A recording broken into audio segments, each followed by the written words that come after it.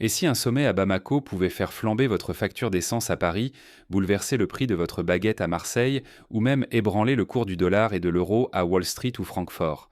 Cela semble irréel, presque digne d'un roman d'espionnage, et pourtant ce qui se joue en ce moment au Sahel pourrait transformer votre quotidien, même si vous n'avez jamais mis les pieds en Afrique de l'Ouest. Parce que parfois, il suffit d'une poignée d'hommes rassemblés dans une salle éclairée artificiellement à 1000 kilomètres de chez vous pour réécrire l'équilibre du monde. Imaginez la scène. Bamako, la nuit. Les rues sont calmes, mais dans l'enceinte d'un hôtel sécurisé, une tension électrique flotte. Les dirigeants du Mali, du Niger et du Burkina Faso viennent d'achever un sommet historique. Et pour la première fois, le capitaine Traoré, jeune et charismatique, prend la présidence tournante de l'Alliance des États du Sahel, l'AES. À peine assis, il lance deux annonces qui vont résonner loin au-delà des frontières du Sahel. La création d'une alliance militaire inédite et, surtout, la naissance d'une banque confédérale. Deux décisions qui, en apparence, semblent techniques ou symboliques, mais qui cachent un objectif clair. Briser la tutelle, s'affranchir de la dépendance multiforme, reprendre le contrôle de leurs ressources et de leur avenir. Pour comprendre la portée de ces décisions, il faut se souvenir que, depuis l'indépendance, toutes les grandes orientations financières, économiques et même militaires du Sahel étaient dictées à Paris, Bruxelles ou Washington. Les taux d'intérêt? Décidés ailleurs. Les crédits pour l'école ou la santé? Négociés dans de lointains bureaux climatisés. Même la monnaie, le franc CFA, restait sous contrôle français, verrouillant toute tentative d'émancipation réelle. Les populations, elles, vivaient au rythme de décisions prises à des milliers de kilomètres, souvent sans consultation, parfois sans compassion. Imaginez Paris dont la Banque de France serait dirigée depuis Pékin, ou New York obligé d'attendre chaque mois les arbitrages de Delhi pour payer ses retraites. C'est ce que vivent depuis des décennies les habitants du Sahel. Le sommet de Bamako n'est donc pas une formalité protocolaire. Il marque une rupture nette, un basculement comparable à la conférence de Bandung en 1955, où des pays du Sud s'unirent pour revendiquer un monde moins dominé par l'Occident. Cette fois, la détermination est palpable. Les chefs d'État de l'AES affichent un message sans ambiguïté. Nous ne demandons plus la permission. Nous reprenons ce qui nous appartient. Pourquoi ce bouleversement devrait-il vous alerter, vous, citoyens français, allemands, américains ou chinois? Parce que même si le Sahel vous semble lointain, il est un carrefour stratégique, un nœud vital pour l'économie mondiale. Uranium, pétrole, or, manganèse, coton, autant de ressources dont dépendent les centrales nucléaires européennes, les constructeurs automobiles, l'industrie chimique ou même les artisans boulangers. Si l'AES impose ses propres règles, si elle décide de vendre son uranium à la Chine ou à la Russie plutôt qu'à la France, si elle relève le prix du coton ou du pétrole, alors, en quelques semaines, le coût de l'énergie, des matières premières et même la stabilité de vos retraites pourraient en vaciller. Ce qui paraissait lointain devient soudain très proche, comme une onde de choc qui traverse les continents sans passeport. Regardez ce qui s'est passé lors de la crise pétrolière de 1973. La décision de quelques pays arabes de réduire leur production a entraîné une flambée mondiale du prix du baril, provoquant inflation, chômage et même des rationnements en Europe et aux États-Unis. Ou encore, plus récemment, la guerre en Ukraine qui a fait grimper les prix du gaz et du blé sur toute la planète. Le Sahel, désormais, possède ce même potentiel de déstabilisation. Et ce n'est pas une simple hypothèse. En coulisses, la bataille pour l'uranium du Niger révèle déjà l'ampleur de l'enjeu. L'AES ne veut plus brader ses richesses. Les marchés s'inquiètent. Les grandes puissances recalculent leurs politiques énergétiques et militaires. Ce qui se décide dans une salle de Bamako peut déclencher des vagues sur les bourses de New York, sur la pompe à essence de Marseille ou sur la facture d'électricité à Berlin. Ignorer ces bouleversements, c'est risquer de subir des secousses économiques et politiques imprévues ou de passer à côté d'un moment historique d'émancipation africaine. L'enjeu est immense, c'est l'équilibre mondial, tel que nous le connaissons depuis la fin de la Seconde Guerre mondiale, qui vacille. Pour saisir la portée explosive de ce moment, il faut revenir sur l'histoire tourmentée du Sahel et comprendre ce qui a poussé ces pays à reprendre leur destin en main. Avant d'aller plus loin, arrêtons-nous un instant sur les racines de cette rupture. Comment le Sahel en est-il arrivé à ce point de bascule? Pourquoi trois pays, longtemps sanctionnés, marginalisés et divisés, décident-ils soudain de tout miser sur une unité inédite et une rupture assumée? Cette question dépasse largement les frontières du Sahel. Ce qui se joue ici pourrait bouleverser des équilibres mondiaux, bien au-delà de l'Afrique de l'Ouest. Pour saisir l'onde de choc, il faut remonter le fil d'une histoire récente, marquée par une gestion extérieure, des pressions constantes et une dépendance à une aide internationale devenue aussi synonyme de survie que d'humiliation. Des années durant, des institutions étrangères ont imposé leur tempo. Prêts, plans d'urgence, missions de sécurité, conditions strictes sous couvert de développement. Pour les habitants, le quotidien s'est réduit à attendre que, une main venue d'ailleurs, vienne réparer, protéger, nourrir. Mais derrière les chiffres, il y a des vies, comme celle d'Awa, vendeuse au marché de Ouagadougou. Awa ne lit pas les communiqués officiels. Elle compte ses pièces chaque matin pour acheter du riz et de l'huile.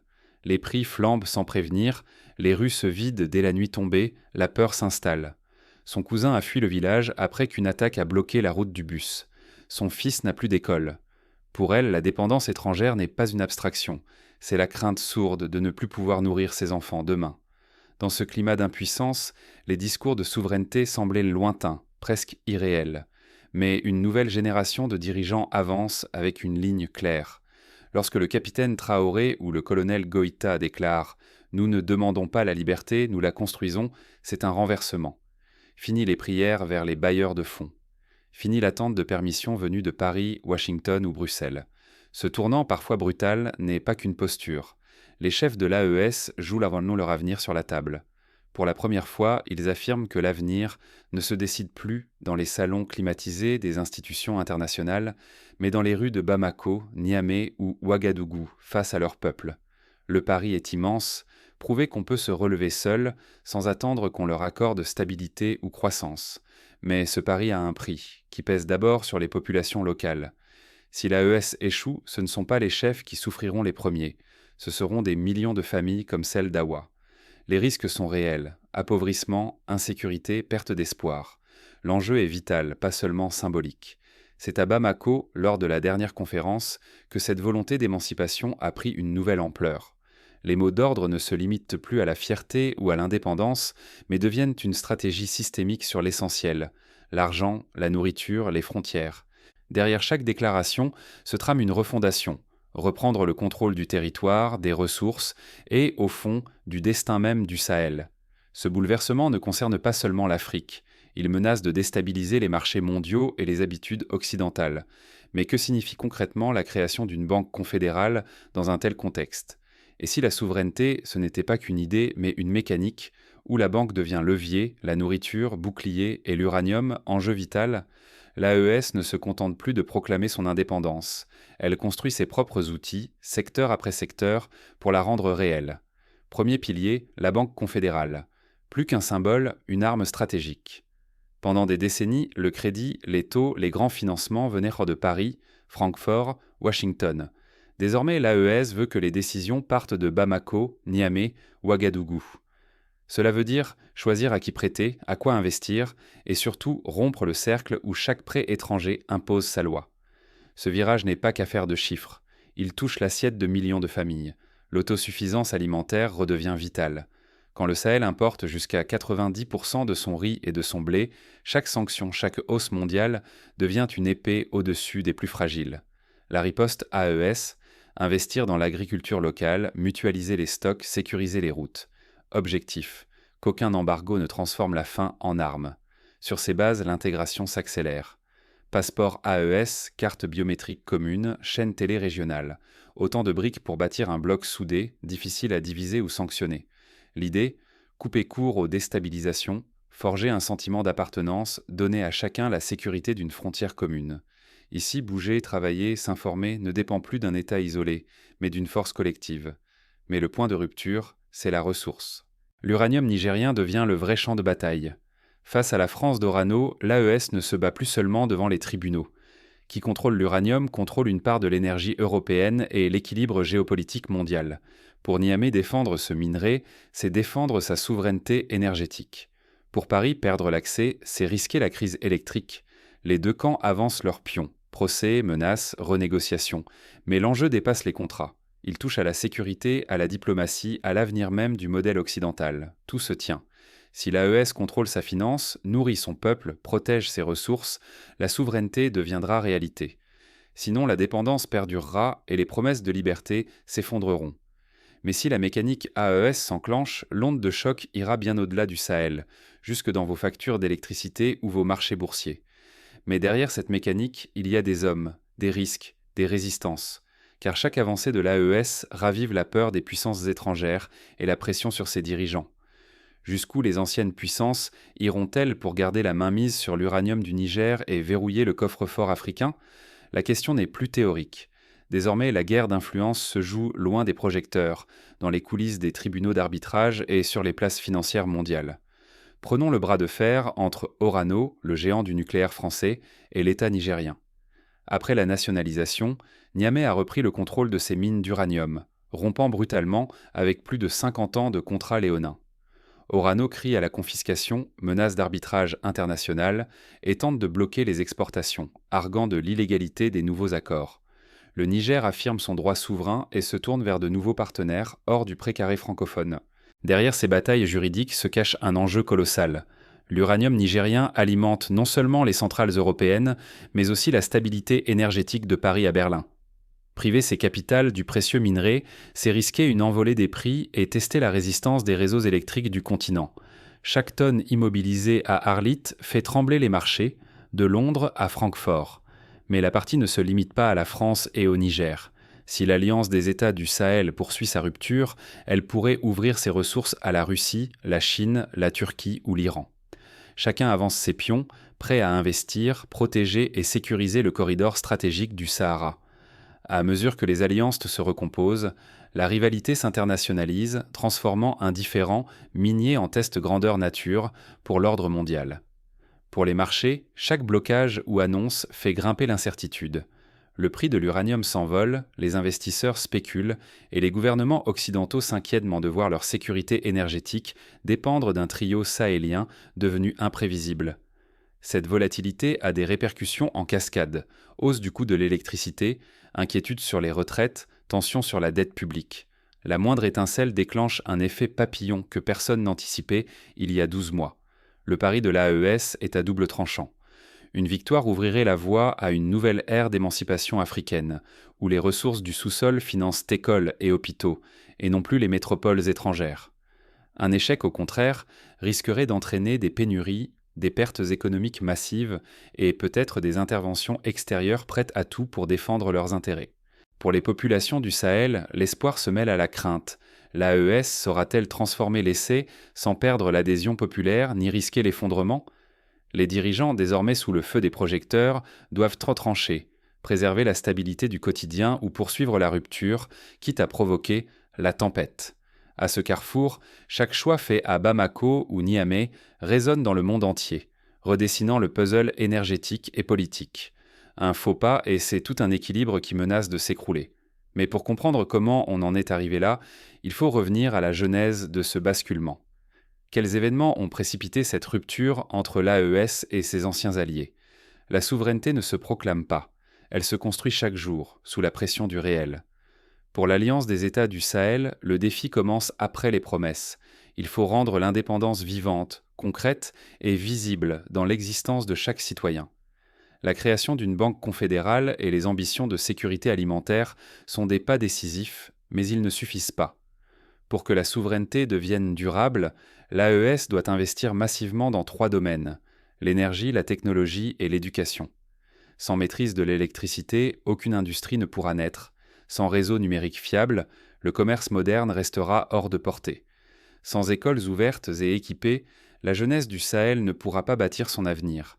La bataille de l'information, elle aussi, est cruciale. Contrôler les récits, c'est détenir le pouvoir de mobiliser ou de résister aux influences étrangères. Mais tout cela ne sera crédible que si l'AES tient ses engagements envers sa population. Des routes sûres, des écoles actives, des marchés stables, voilà les véritables preuves de succès. Si la paysanne de Waïgouya, le commerçant de Niamey ou l'élève de Ségou voient leur vie quotidienne s'améliorer, la légitimité du projet sera renforcée. En l'absence de résultats tangibles, la méfiance reviendra, la peur s'installera et le rêve d'émancipation s'effritera. Un autre chantier est incontournable, construire des institutions solides et résilientes. Cela veut dire des structures capables de résister aux pressions juridiques internationales, aux attaques financières, aux tentatives de déstabilisation politique. Les lois doivent être précises, appliquées sans faiblesse, pour protéger la jeune confédération contre l'instabilité chronique qui ronge la région depuis des décennies. L'unité sera la clé pour ne pas répéter les erreurs du passé. Les anciennes puissances savent exploiter les divisions, encourager les oppositions internes, soutenir des groupes rivaux, imposer des sanctions ciblées. Si l'AES se divise, le projet s'effondrera de l'intérieur avant même d'affronter les menaces extérieures. La solidarité régionale ne doit pas rester un slogan, mais devenir une règle, même au prix de douloureux compromis. Le risque est immense. Si l'AES échoue à transformer ses promesses en réalité, le retour des fractures pourrait être brutal. La pauvreté s'aggraverait, la jeunesse perdrait espoir, et la désillusion serait mortelle. Les marchés du travail, le prix des matières premières, la stabilité sociale, tout dépendra de la réussite ou de l'échec de ce pari inédit dans l'histoire du Sahel. Alors une question brûlante demeure.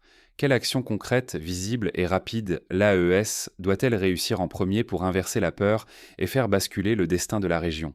La réponse ne saurait tarder. Le prochain mouvement de l'AES sera décisif, scruté par tous, des villages sahéliens jusqu'aux grandes places financières. Ce choix inaugural déterminera la confiance ou la rupture, tant à l'intérieur qu'à l'extérieur. Le Sahel détient désormais les rênes de son destin. Mais le monde extérieur est-il prêt à accepter cette nouvelle donne? Ce qui se joue ici dépasse largement le simple cadre régional. C'est une contestation directe de l'ordre hérité de la colonisation et du système international dominant depuis plus d'un demi-siècle. Pour la première fois, une alliance comme l'AES ose construire ses propres institutions de défense, de finance et de gestion des ressources. Avec l'annonce d'une banque confédérale, ces États martèlent un message clair. L'argent du Sahel ne servira plus à alimenter les ambitions des puissances étrangères, mais à soutenir ceux qui vivent et travaillant sur cette terre. La bataille juridique autour de l'uranium nigérien devient le symbole d'une souveraineté qui n'est plus une promesse mais un acte. Si demain l'uranium, le pétrole ou le coton du Sahel cessent d'emprunter les circuits habituels, c'est toute la carte énergétique et économique de l'Europe, et au-delà, qui pourrait être bouleversée. Fermer les yeux sur ce basculement serait risquer gros. Cela reviendrait à laisser l'histoire s'écrire sans la comprendre, et à subir les conséquences sans rien anticiper. Inflation à la pompe, hausse du coût des aliments, instabilité des retraites, tout cela pourrait toucher Paris aussi bien que Bamako ou New York. Mais c'est aussi le moment de saisir une opportunité unique, assister à la naissance d'un modèle africain qui pourrait inspirer d'autres régions longtemps tenues à l'écart. La question est donc la suivante. Le reste du monde choisira-t-il d'ignorer, de mépriser ou d'écouter ce réveil africain? Face à ce nouveau souffle, chacun d'entre nous, où qu'il soit, devra porter attention à ce qui se joue aujourd'hui dans le Sahel. Les décisions prises par l'AES pourraient bien changer le visage de l'histoire et transformer nos vies, d'un continent à l'autre. Alors à l'heure de ce tournant, serez-vous simple spectateur ou véritable acteur?